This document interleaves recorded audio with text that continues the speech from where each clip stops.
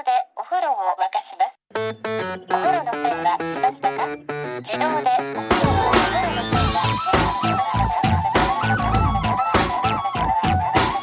Hello and welcome to another episode of No Such Thing as a Fish, a weekly podcast coming to you from 4 undisclosed locations in the UK. My name is Dan Schreiber. I am sitting here with James Harkin, Andrew Hunter-Murray, and Anna Toshinsky. And once again, we have gathered around the microphones with our 4 favorite facts from the last 7 days. And in no particular order, here we go. Starting with you, Anna. My fact this week is that during out-of-hours periods, hospital CT scanners are sometimes used to scan Egyptian mummies. Wow. It's so cool. So good. It's so weird. This is because mummies need scanning sometimes to find out what's inside them. So it's much less invasive, as you can imagine, than actually unwrapping a mummy, which can sort of cause the mummies to disintegrate as you do it. And you want to know what jewels they've got in them or what state their bones are in, stuff like that.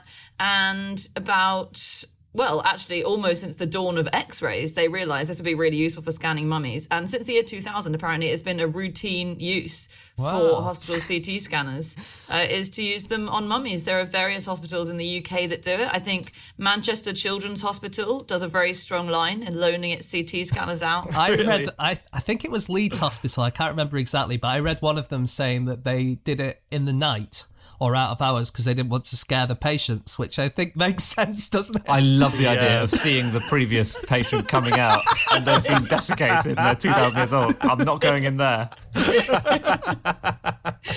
think it looks a bit late for that one, to be honest. I'm sure the scan's necessary. So this one was in Spain, right? The specific story that you sent around to us, because I found this very specific one very fascinating. The fact that this was a project that was done between the Spanish National Museum of Archaeology and one of the university hospitals, and they wanted to scan 3 of the mummies that they had, trying to identify who they were. And the really cool thing about it is that they had to map out a specific route from the museum to the hospital so that they went on roads that had no bumps on them so that they didn't damage the mummy. You know, you don't want to hit a speed bump, break your mummy in half on the way. That's pretty smart. Yeah. I once broke a rib and I got a taxi home because I didn't realise I'd broken my rib. And it's the most pain that I've ever been in because there's speed bumps everywhere in London, isn't there? Yeah. And taxi drivers don't seem to care about them. And it was just every time you went over one, it killed. And then I read a bit later that they thought they might use speed bumps as a way of telling if you've got appendicitis. So it's a really good way of telling because the speed bumps hurt you so much if you've got something like appendicitis that it's almost as good a way of diagnosing it as almost any other non-invasive way. It's pretty cool. Yeah. I think these are great, though. We should release these as part of GPS, sort of like Egyptologists should release the routes that have no bumps so that, like, not just people with broken ribs, but mummies to be, you know, pregnant women, they can't go over bumps as well. You know, we should be using this to our advantage. Well, no, I mean, it's not good for you. It's not good for you to go. But it's so funny because you've got a bump and yet you can't go over a bump. The bump is within you already. That is funny. You should only have one. One bump should never meet another. That's the rule. The Spanish ones are really cool because there were some Egyptian mummies and there were some Guanche mummies, which are ancient people from Tenerife. And I didn't know that people from Tenerife got turned into mummies. They were buried in caves and the naturally dry air desiccated them and dried them out. So, yeah. And the Egyptian one they got, when they scanned, they discovered that it was the pharaoh Imhotep's high priest. Like, what a score. That's like, to me, that's like panini stickers. Like, you're like, oh, yes. It's like Imhotep's a shiny. priest. Yeah, exactly. It's a shiny. How did they tell that from a scan? Was he wearing a badge? He was actually. Like, weirdly, he was wearing a lot of amulets and there were lots of adornments where they could piece together who he was from what he was wearing. Okay. Makes sense. Because, they're often wrapped up with, possessions like rubies and jewels and sapphires and things like that, aren't they? So the scan actually serves 2 purposes with the mummy. You can see what they were buried with and so learn a lot about the rituals. And then you can see into their bones and see kind of what injuries they had and so what sort of lives they led. And also quite often you can see what it actually is. So it turns out when things are mummified and we find them, we don't always know even whether it's a human or an animal. They brought one into the Kent Institute of Medicine and Surgery in 2018, which they all thought was a mummified bird, and put it through the scanner, and it turned out that it was a miscarried baby. But that actually makes it the youngest mummy ever to be discovered. That's amazing. But so it tells you a lot. Have you heard about the crocodile-shaped mummy that they found? No. No. This was brought in, and it was very clearly the shape of a crocodile. If it was a Christmas present under the tree, you would think, oh, I'm getting a crocodile, basically. But they looked into it, they scanned it, right, in a CT scanner, and they discovered that it was not a crocodile. Can you guess what it was? Oh, an alligator. No. A human sticking their arms out in a crocodile mouth fashion. Oh yeah, like an old Very school nice. baby shark kind Very of. Like nice. a baby shark impersonation, yes. Yeah. Wasn't It that? was actually 8 crocodiles. It was Whoa. 8 small crocodiles which had been mummified in the shape of a big crocodile. And I think this is where we get the cultural trope of the 3 small people in an overcoat. Yeah, pretending to exactly. be They're an trying to adult. get into an adult crocodile movie. Yeah. Crocodiles were hunted to be mummified as well, weren't they? Which we didn't Wow. realise. We kind of thought that they just mummified dead crocodiles as and when they came upon them. But they've realised from CT scanning the mummified crocs, they've realised that you must have had sort of crocodile hunters who would have to go out and beat crocodiles to death. And they smash it. The CT scan shows that their skulls have been smashed in and then rebuilt.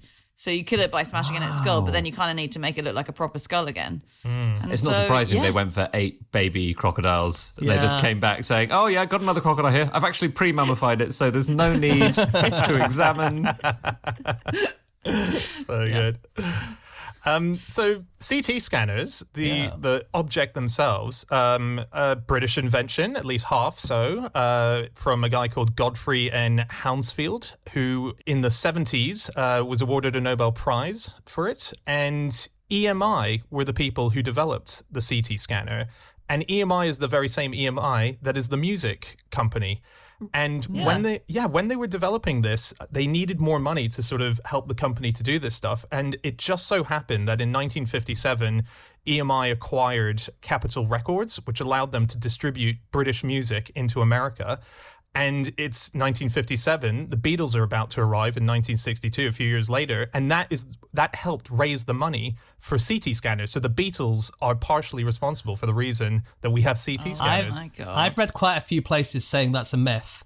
And there's a paper which is called, Do We Really Need to Thank the Beatles for Financing the Development of the Computed Tomography Scanner?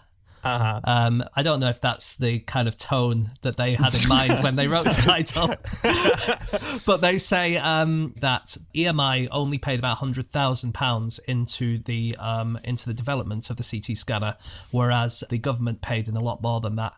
And so they say, accordingly, British taxpayers and officials of the British DHSS are to be thanked for the CT scanner. The Beatles' input into the world's culture is valuable, but it does not require decoration by non-existent connection to the development of CT. I don't know. Hear me out. Yeah. Who was paying a lot of tax due to very, very high government tax rates in the 1960s and Beatles. 70s? The Beatles. Right, the Rolling Stones, they went to France. It was the Beatles.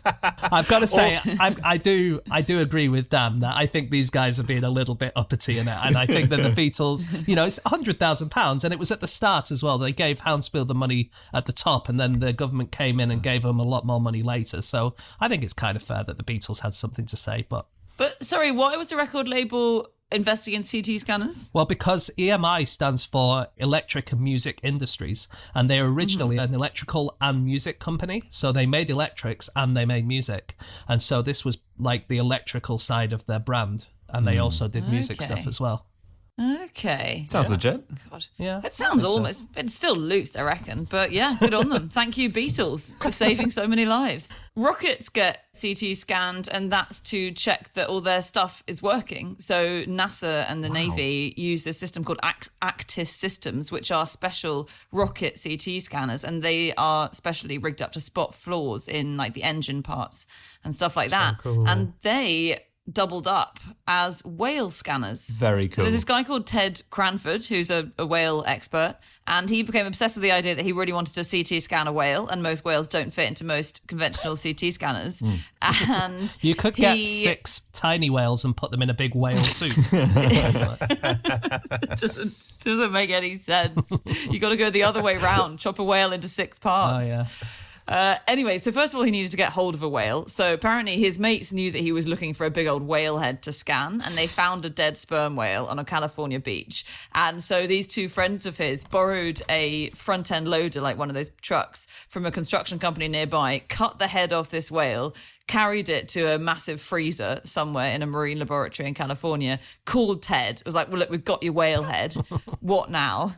And then Ted was like, okay, cool, we need to find a CT scanner. And he convinced the Navy to loan him their massive rocket scanner. Wow. And it's revealed lots of cool stuff. So the whole point is to find out about whale vocalization. So sperm whale clicks are incredibly loud. So he wants to look at how they make them and then how they hear. And yeah, now he just shoves marine animals through CT scanners all the time. Wow. He said that, I was reading an interview with him, and he was saying he once was trying to dissect a dolphin head, and he had to do it in a deep freezer. So he has to wear freezer gear and go into the deep freezer to dissect this head. But at the time, the deep freeze was being shared by a giant skua, a sort of swan-sized bird from Antarctica that needs to be kept in. Skua, I thought, yeah, we're having a giant kebab at the end of the day. No, a skua, this massive bird from the Antarctic that just kept attacking him and vomiting on him for 4 days as he tried to dissect this. Oh, it was alive. Why, Really? why is it alive in the freezer? Well, the freezer? it's from Antarctic. It's used to it. Exactly. They wouldn't like it in the oven. No. But what? It was... Okay. The dolphin's dead. I thought the dolphin was alive. Dolphin's dead. And it's not in water. No, it's not in water. You've got it the wrong way around. Dolphin's Yep. dead in the freezer. If you put a dolphin in the freezer, it will die if it's not already. Skewer's alive. Yeah. But yeah, he's a bit of a hero. Was the skewer kind of tied up, do you think? It must have been, right? They'd kind of just been... What kind of sick, messed up scientist ties up a skewer in a freezer? I was thinking, you know what I was Who's waved thinking? this through? Andy, what I was thinking is, and this won't go in, but do you remember on your stag do when we did the escape room with the zombie who was tied up and was chasing I after was us? just thinking that as well, yes. With the chain and he Yeah, it only was gets good. so far. I It can would have imagine been even more exciting. if it was a skewer, Yeah. Yeah. and then if the key is hidden inside the head of a dead dolphin, but you have to get it into a CT scanner to see where it is.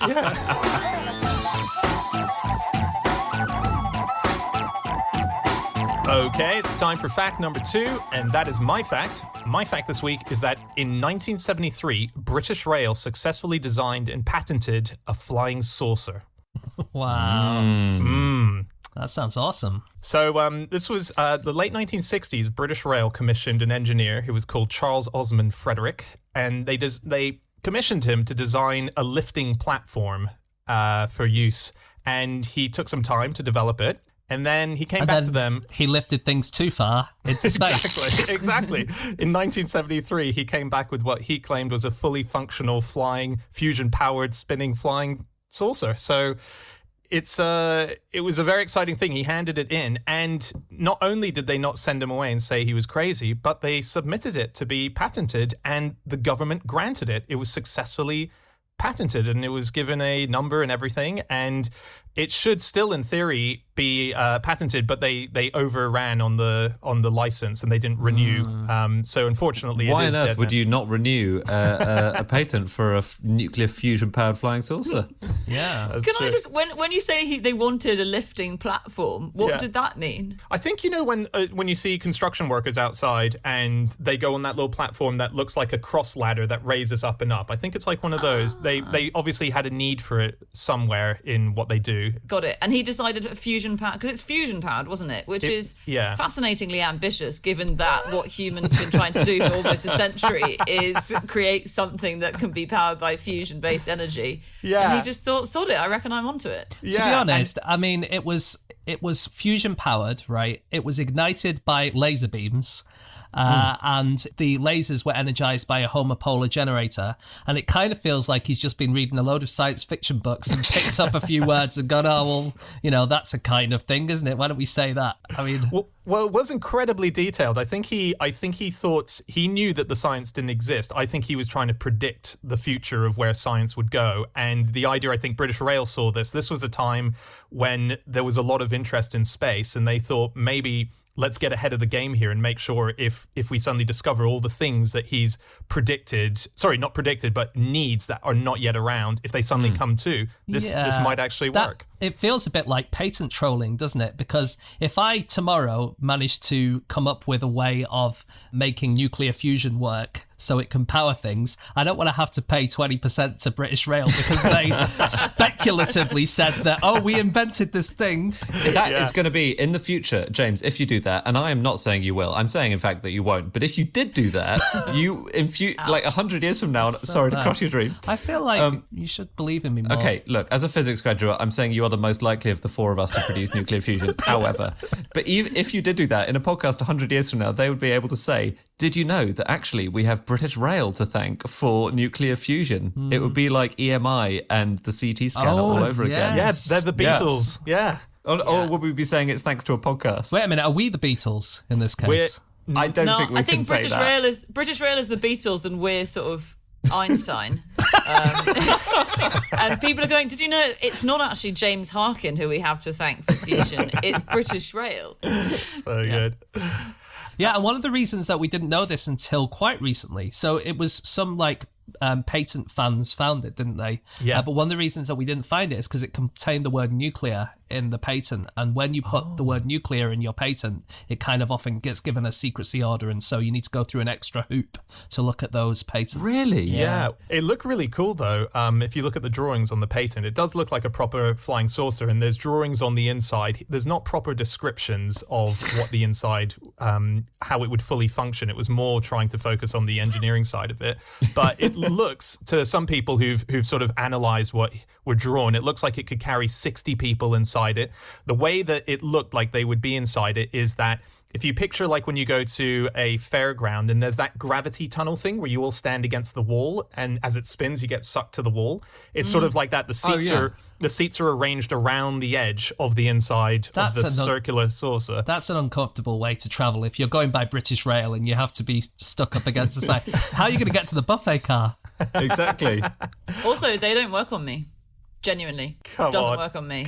Genuinely doesn't work on me. I've been on them twice, and I wouldn't go on again because everyone had to hold my hand as I slid down the wall, and everyone else is stuck up there. I just stayed on the floor as the floor dropped away. This is an even bigger claim than James saying he's going to invent nuclear fusion. Is that Anna saying just the laws don't apply to her? Wait a minute. Just this one law doesn't apply.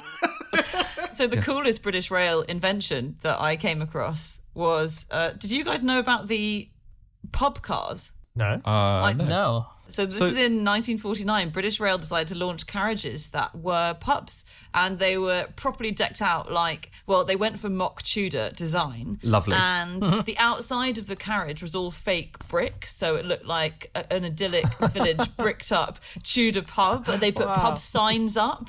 I think there are a few of them made, and they have names like the White Horse, the Jolly Tar, the Green Man. Thomas the Tanked Engine would be an awesome name for one. Very nice. Strong. Very good. Very strong. Very, very good. But yeah, this happened. You could go board your train and sit down, have a pint in the pub. That's insane. That's and cool. it was discontinued because everyone thought it was really tacky. Oh, they're wrong. I went to Universal Studios in America, right, which is like a theme park, isn't it?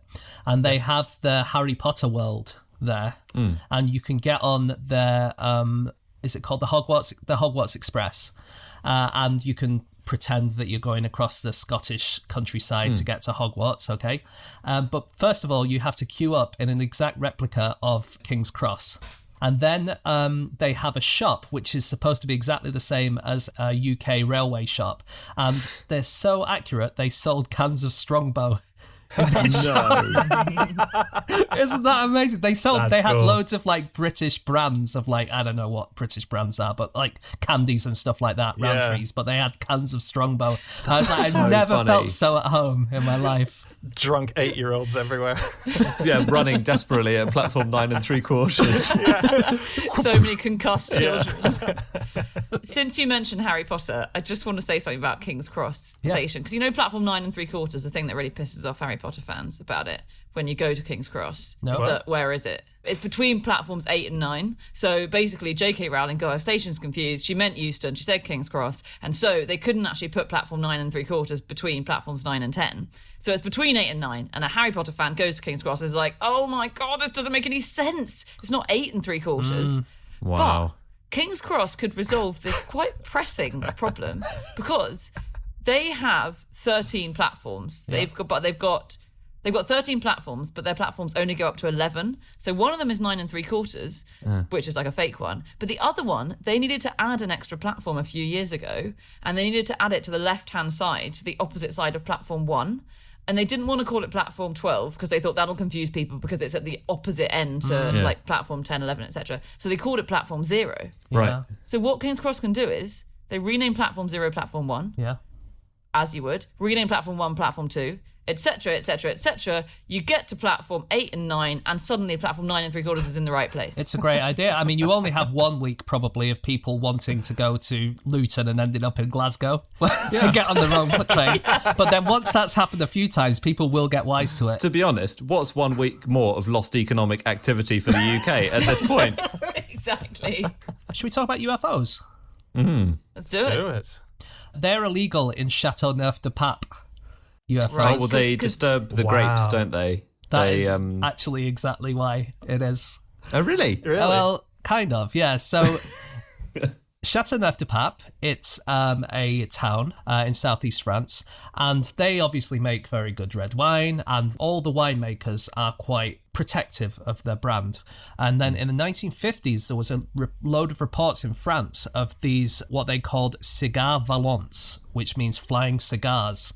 And there were these kind of UFOs going around and people saying that they'd seen Martians and stuff like that. It's just like one of these normal mass hysteria things where everyone thought they saw UFOs.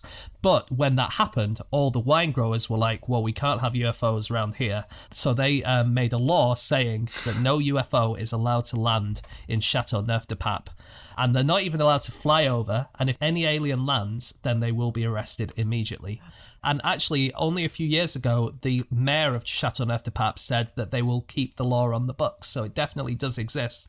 He said that they want to keep it because it kind of gives them a little bit of publicity and stuff, and it gets them in the news every now and again when people realise that this is a thing. But yes, them onto podcasts. If you're an alien and you like your wine, you can't go to Châteauneuf-du-Pape. Do you think there are aliens in alien air traffic control somewhere going, oh, we really need to land in the sort of south of France region. Oh, but you remember we can't do it in the Pape area because, of course, of interplanetary law. I don't know how much they respect interplanetary law. I think it's just French law, isn't it? Well, the question is, have you ever heard of a UFO landing there, Anna? That is a good question, and I haven't, Dan. Point proven. Point proven. They respect it greatly. Do you guys know that a decline in Christianity is directly responsible for a massive rise in flying saucers? In quite an interesting way. So this is because in the 1940s, there was a Belgian company called Belgica, and it made communion wafers for church. And a decline in Christianity meant that there was suddenly a lot less demand for communion wafers. And so they were like, well, what do we do? We've got this technology, but people aren't really buying it anymore. And then what they realized was they could take that edible paper in communion wafers, sandwich some sherbet in between two bits of it. And what you've got there is a flying saucer. The confectionery loved by all. So flying saucers are made from communion wafers, same stuff. I guess. Originate, yeah. Yeah. That is amazing. And I've got to say, the church is really missing out on a way of getting the youth in, isn't it? Yeah. Yeah. If those wafers exploded in your mouth in the same way that flying saucers do, I might convert. That is cool.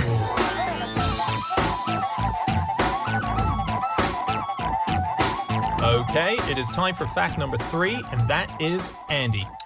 My fact is that in 2017, the US Defense Secretary had a light installed in his bathroom which would turn on if North Korea launched a nuclear missile. No. How stressful.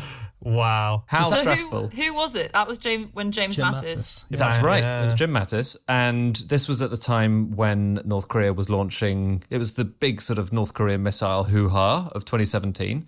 And it needed urgent response, obviously, if they launched another missile, if they were detected doing another nuclear test.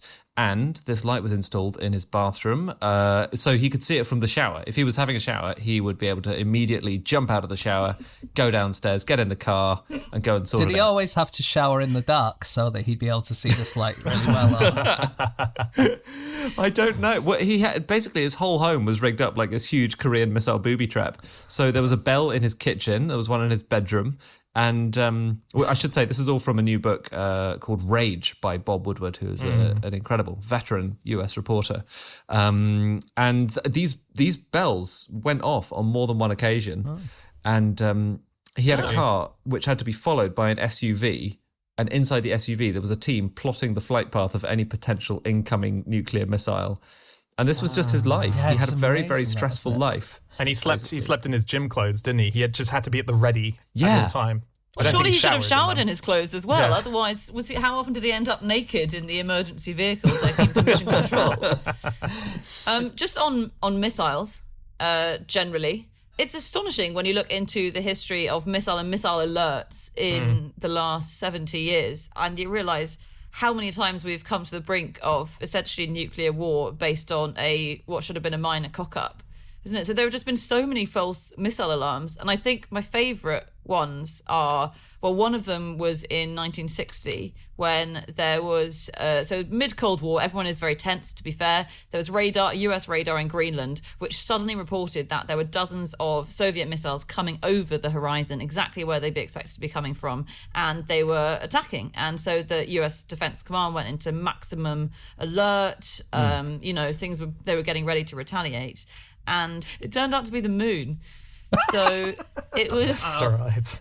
It was a moon rise over Norway, which it happened that the moon reflected back the radar in the same way that a missile attack might have. Wow. And it came back with 99.9% certainty that they were under Soviet attack. And so it's retaliate. That's poor programming, isn't it? It's because you would think that the moon sometimes rises over Norway, and you'd think there would be some kind of anti-moon protocol built into this program. Yeah, there was another one in 1979 where they believed that they were on the brink of death as well, and it was this one guy who was the national security advisor to President Carter. So this is in America where this happened. He woke up with the phone call saying that the Soviets had just launched 250 missiles. And it was headed straight for them. And he had this weird reaction where he was in a house full of his family and he didn't bother to wake his wife up because he assumed that there was no point in troubling her with the fear. They were all going to be dead in the next half hour or so. So just leave them. And he sort of casually just accepted that death was coming and then just waited, and all the systems again sort of showed that this was a big mistake and they couldn't work out what it was. Turns out it was a video game that had been put accidentally into the system at NORAD, and they were doing a simulation of what it would be like if they were attacked, but the system thought it was real. And it was just a complete cock-up. Yeah, so this war game was playing out, and they all thought this was a real thing, and they eventually worked that out, and Carter never found out until years, or at least months down the line, that this had in fact happened. I can't imagine not waking up one's spouse at a time when you think nuclear war's coming. Well, that's just your typical selfish attitude, isn't it? You're suffering, you want her to suffer too. I mean, I you guess want to be screaming with someone. I guess he had a job to do though, right? Like he was the guy who was meant to check in on this. You wouldn't want your whole family screaming around. You go, we're gonna die, as you try to remain calm. One of the really scary things is that one of the things he thought to do in that moment was, and this was supposedly the quote, "I want to make sure that we'd have company." And the idea was he wanted to press a button of retaliation on the Soviets before they all died, so that was wiped out as well. So like this misfire thing, that could have led to something real as well. Well, that's why there's a lot of controversy still about the fact that we still have all those Cold War things in place, which mean that they can retaliate within minutes. But I think the terrifying thing about that one, Dan, was that it must have seemed so perfect, right? Because the tape, I think it was a technician accidentally put this tape into one of the machines at NORAD, which is the North American Aerospace Defense Command, and the whole point of the simulation was to make it seem like the Soviets had launched the worst possible attack. You know, every single nuclear facility was targeted, every single missile was targeted. So it must have been like, wow, they've really got us this time. Yeah. Yeah, they do have, it's not just one person presses the button and then the missile goes. They have a few safeguards. So at any time in America, they have 90 what are called missileers who are sitting on alert somewhere in the desert. Wow. They're all underground, kind of in these silo places. And they work in teams of 2. And they each sit together in, like on the wall, it says a no lone zone, as in you're not allowed to be alone, because if you're on your own, you might accidentally start World War III without someone telling you not to. Yeah. And you sit 2 of you in a room, and there's an A side and a B side, and you each have a code which you're supposed to put in. And if your codes match, then that sets off the bomb. But also, I think 5 of the people in the whole thing need to do it at the same time in order for them to go off. And there's 90 of them. And in the US military, it's mostly men who are obviously in the military. But in that particular one, there's a disproportionately high number of women in that role. And the US Air Force did a big sort of press release in March 2016 because they had the first time that it was an all-female alert. So all 90 people who were like in charge of whether America sends missiles to its enemies were women. And that was the first time that had happened. 90? All 90, yeah. Wow. So they have altogether, they have a team of quite a few hundred. And so normally it would be a mix, but on this particular occasion, they had the first ever all-female team. Yeah. Obviously, you wouldn't want nuclear war to happen ever, but If it happened then. It would be a nice win for equality if It was the if they lasses just that if started it was if it was yeah if I don't know, but would it not? I mean, some naysayers would say that if the one time when we actually started a nuclear war was the first time it was all women working on that's a very good point. I think it would set back the cause of women working in missile silos across the world. Well, fortunately, there would be no humans around to have that problem. If There would be some man. wars- There was some man would pop up saying, if you remember, we did try this." Yes, some male cockroach. There's that really sweet story, which I think is quite famous. I didn't actually know it, so I feel like I should mention it. But before NORAD was called NORAD, it was called CONAD. And CONAD was the Continental Air Defense Command. And one day, the Air Force Colonel Harry Shoup sitting in his office, and he gets a phone call, which is on a line, which basically suggests that the Russians are attacking. If this phone rings, the Russians are attacking. And at the end of the line, once he grabs it up nervously, expecting the worst, he hears a tiny little voice which says, "Is this Santa Claus?" And he thinks, what the hell's going on here? And he barks into the phone back at them saying, "What's going on?" And the voice is crying. It's going, "Is this one of Santa's elves?" And what had happened was there was a huge mistake. There was an advert that was placed in Sears catalog, the Sears advert, which gave out the number to call Santa Claus, but they put the wrong number in there. And the number they ended up giving was this classified line that was dedicated to a Russian missile attack. And It's so funny. It's extraordinary that happened. What were the chances? It's not just a random person in America. Yeah. And what's wonderful about it, though, is that they decided to embrace it. And that is a thing now that you can call NORAD and ask them to track where Santa is in the period of Christmas. I thought you were going to say you can ask them to drop a bomb anywhere you like for Christmas. That's what you want. Have you been good? Yes. The naughty list consists of Vladimir Vladimirovich Putin.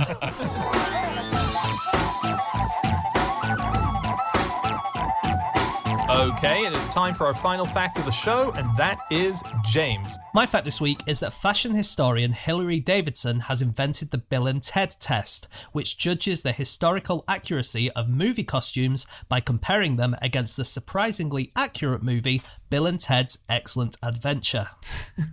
So I did wonder why everyone in Pride and Prejudice was wearing backwards caps and flares. Well, this is really interesting because this historian, Hilary Davidson, she was actually writing a book about dress in the age of Jane Austen. And when she was writing it, There's a lot of quite boring bits that you have to do with copy editing and indexing and stuff like that. And when she was doing her copy editing of the index, as it happens, she was watching movies at the same time because it's just such a boring, tedious job. And so she was watching Bill and Ted, and she got to the bit where they kidnap Beethoven, and she kind of looked at the extras and thought, wow, they are actually really good. They look just like they're supposed to look. And so she thought, well, that's it. I'm a fashion historian. I need a benchmark. I need to decide what's good and what's bad. So this is my benchmark. If you're making a proper Regency production and you can't get it as good as Bill and Ted, then there's something wrong. And so now on Twitter, she has @BillandTedTest, where whenever she sees a new movie, she rates it against Bill and Ted and sees whether it passes or fails. Are there films which have failed the Bill and Ted test? Oh, I didn't write them down. I'm Star sorry, Wars. I can't remember. Star Wars. Yeah. Star Wars, big fail. But basically, she says there's a few things you need to look for. The fabric, for instance. So if they're wearing something that's obviously polyester or something like that, then it just looks wrong and you can tell it.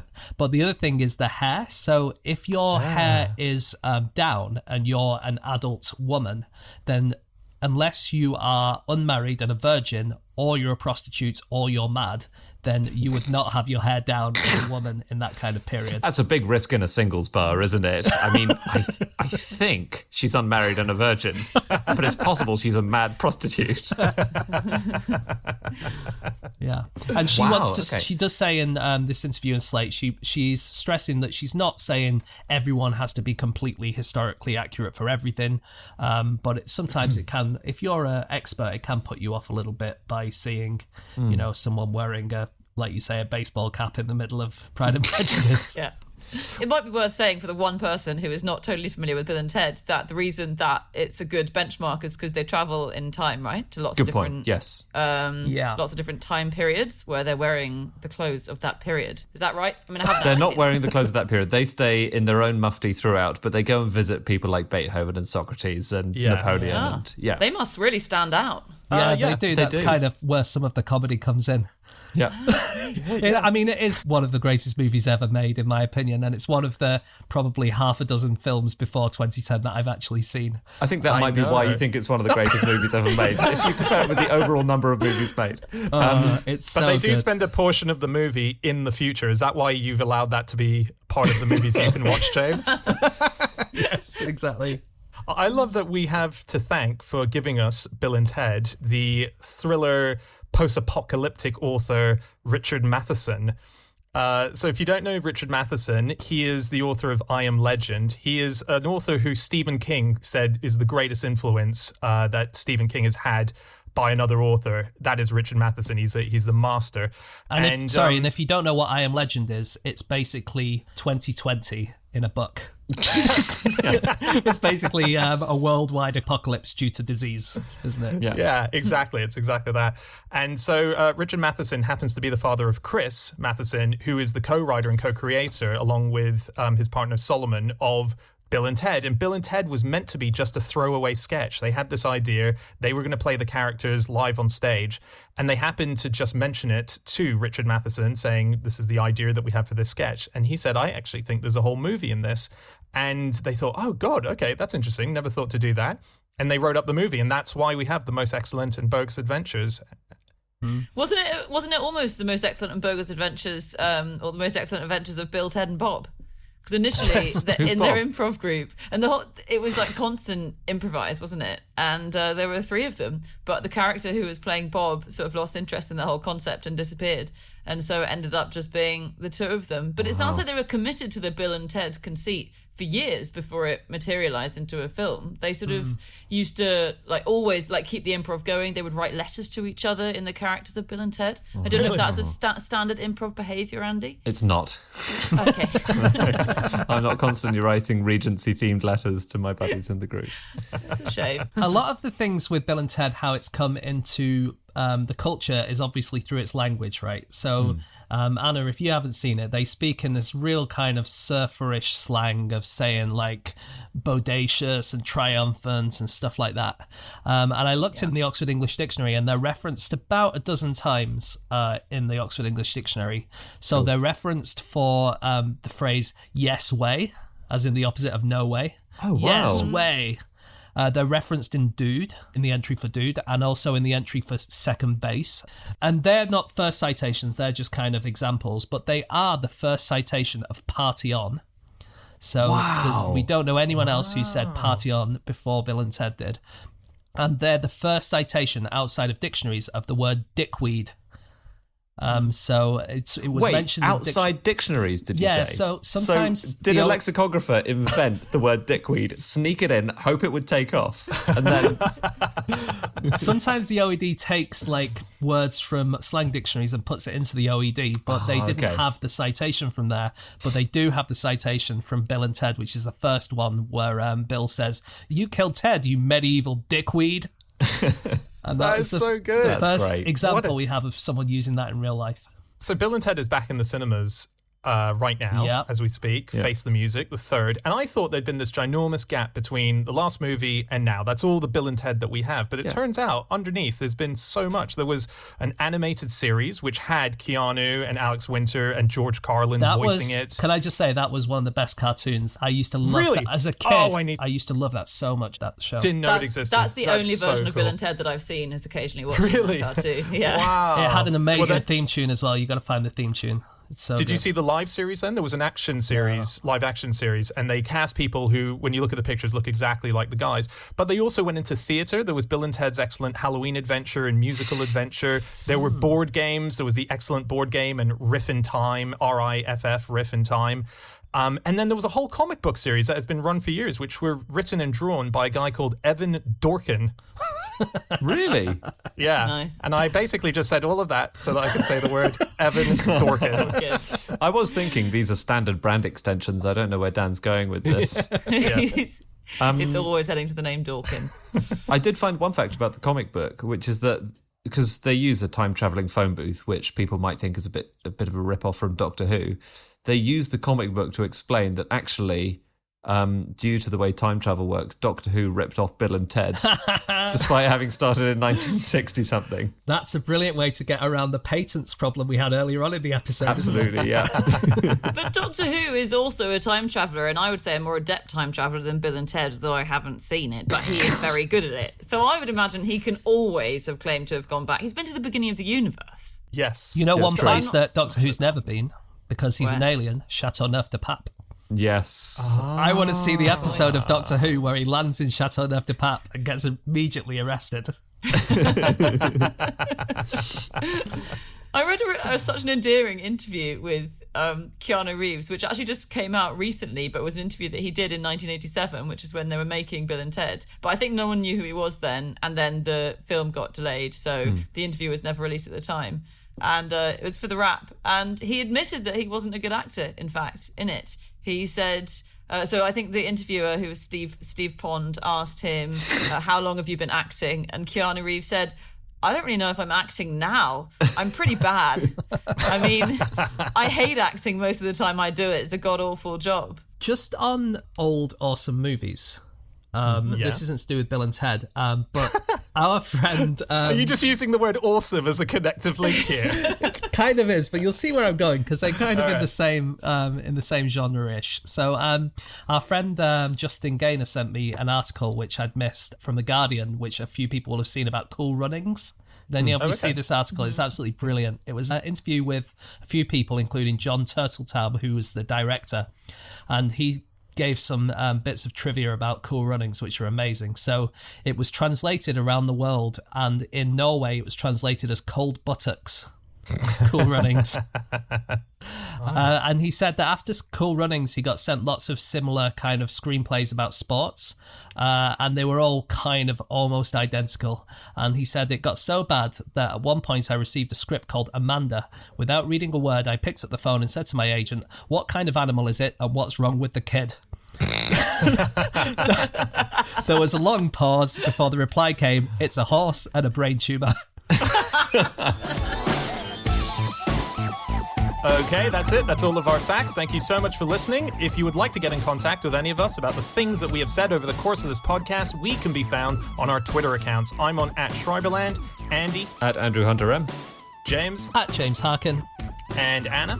You can email podcast@qi.com. Yep, you can go to our group account, which is at No Such Thing, or our website, nosuchthingasafish.com. All of our previous episodes are up there, links to bits of merchandise. And yep, that's it. We'll be back again next week, guys. We hope you're doing well. We'll see you then. Goodbye.